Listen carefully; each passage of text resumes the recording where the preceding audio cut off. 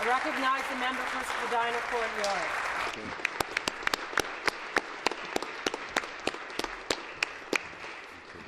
York. Madam Speaker, I ask unanimous consent of the House to wear a Vyshyvanka pin while I give my speech.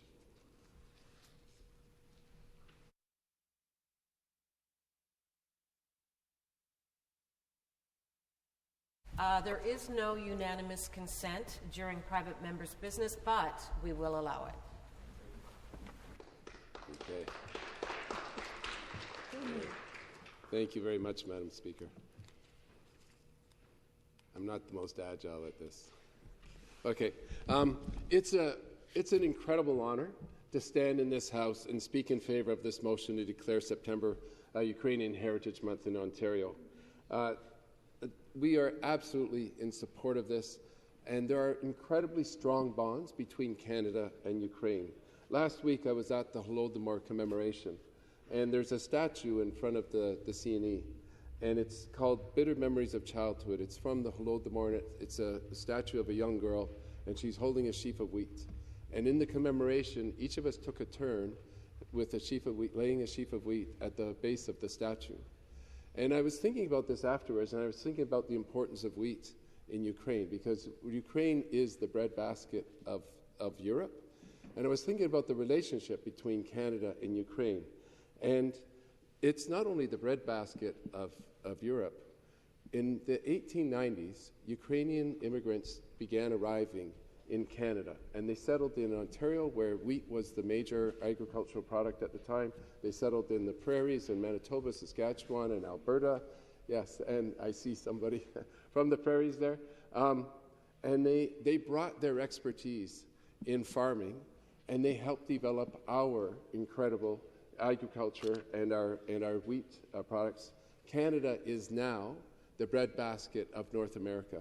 And both countries, and the parallel here is that both countries produce somewhere around 30 million tons of wheat per year. And the reason that we are able to do that is in large part to those pioneers, those Ukrainian pioneers who came to Canada.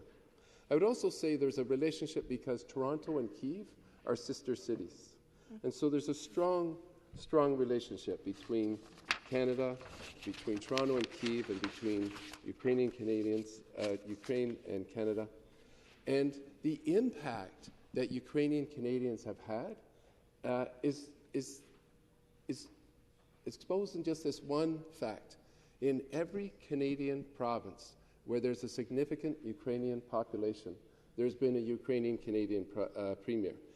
Ed Stelmach from Alberta, Roy Romano from Saskatchewan, Gary Filman from Manitoba, also Ed Schreier from Manitoba, and he was also a Governor-General of Canada, and Ernie Eves from here in Ontario. There are many Ukrainian Canadians have made contributions to our country in so many ways, it's just impossible to count them all. I'll just highlight a few Ukrainian Canadians, and many of you may not know that these famous Canadians actually have Ukrainian heritage, but Alex Trbek, the Jeopardy host, Roberta Barndar, the astronaut, Joshua Katrick, who plays defense for the Colorado Avalanche currently, Luba Goy, the actress and comedian, Gloria Kay, the singer, Kyle Dubas, the hockey executive, William Kurelik, the painter, and there are more than 60 NHL players who are of Ukrainian Canadian descent. I was looking through the list of them, and the one thing that really struck me was a lot of them played for the Maple Leafs in the heyday when we were actually winning Stanley Cups in the 1960s in Toronto. And I'll just give a shout out to the Ukraine. So, we may not have had a wheat industry without Ukrainian Canadians. I don't know if we'd have had Stanley Cups in Toronto without Ukrainian Canadians, but let me just give out some of the names. Turk Broda, Eddie Shack, Terry Sawchak, Johnny Bauer. And then, of course, there's not of that era, but a little bit later, Dave Andrechuk. Let's see, and also Dale Howachuk, who didn't play for the Leafs, but, I really liked his playing, and he's one of the great players. And, of course, the most famous Ukrainian-Canadian hockey player, what's his name, everybody? Gretzky. No? Wayne Gretzky. Wayne Gretzky, the great one, the GOAT, is Ukrainian-Canadian.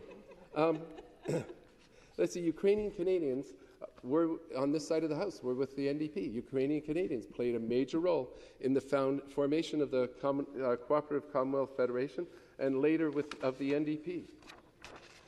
Every 24th of August, we celebrate Ukrainian Independence Day. And we do it out here in front of the legislature. And it's an honor to be there every year to celebrate. And it's become much more poignant now since the invasion, I must say. But Ukraine declared its independence from the Soviet Union after decades, 70 years of oppression in 1991, on 24th of August 1991. And this wasn't its first declaration of independence. In the early 1900s, they declared independence from the Russian Empire, but then they got taken over again. But I think it speaks to the fierceness with which the Ukrainians fight for their independence. Last week, I mentioned at the beginning of my speech that last week we commemorated the Holodomor. And for those of you who don't know, the Holodomor was a deliberate starvation of people of Ukraine by the Soviet Union in 1932 and 33. Millions of people starved to death. And one of the gentlemen who is there and comes every year, I believe he's 97 now, Miko Letishka. And he's still a firebrand, but he talks about, he's one of the few eyewitnesses to the Holodomor who's still there. And he talks about how the Russian soldiers, the Soviet soldiers, would come to their farm and scour the house and look for any food that was left over, and they would steal the food and leave the people to starve. And the only way they survived is they buried food in the forest outside of their farm.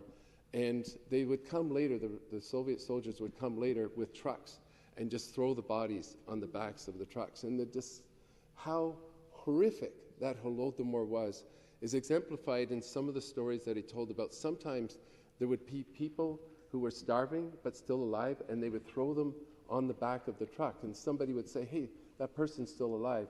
And they said, well, we can't come back.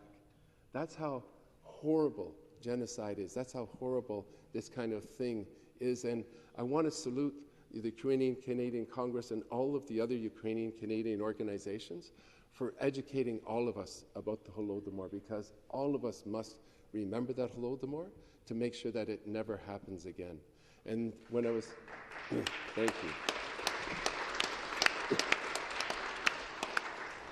When I was down at the memorial last week, there was a Holodomor bus, and it's traveling around and it's educating another generation, not just of Ukrainian Canadians, because it's all Canadians who must learn about the Holodomor. And so I want to salute the Ukrainian Canadians who have organized that. I want to salute the government for their funding of this bus to educate this generation about the Holodomor. On February 24th, 2022, the Russians invaded Ukraine again. And I think one of the most shocking things for the people of the world was the fierceness and the courage with which Ukraine fought back. And at the very first day, Zelensky, was asked, do you want a plane ticket? Do you want to, escape? And he said, I don't want a plane ticket. I want bullets. And that phrase will go down in history. And we in Canada must do everything we can to make sure that Ukraine is victorious in fighting back against this Russian invasion.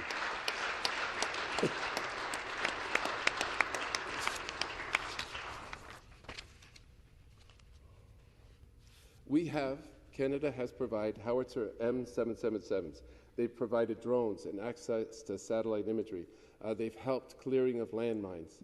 They provide humanitarian aid, and I know last week they were talking about just sending generators over to keep power going through the winter months. There are over 200,000 Ukrainian refugees now in Canada, but there's more that we must do. We must not rest until Ukraine is free and independent once more, because this fight is not just for Ukraine.